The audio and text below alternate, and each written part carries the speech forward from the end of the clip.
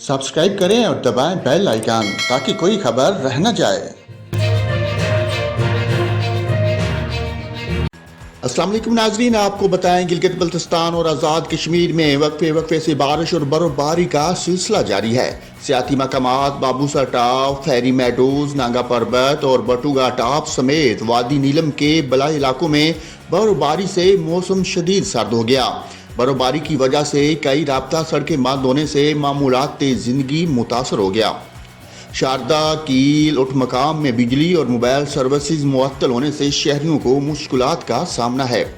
वादी सवात में मालम जब्बा और कलाम में बर्फबारी जारी है।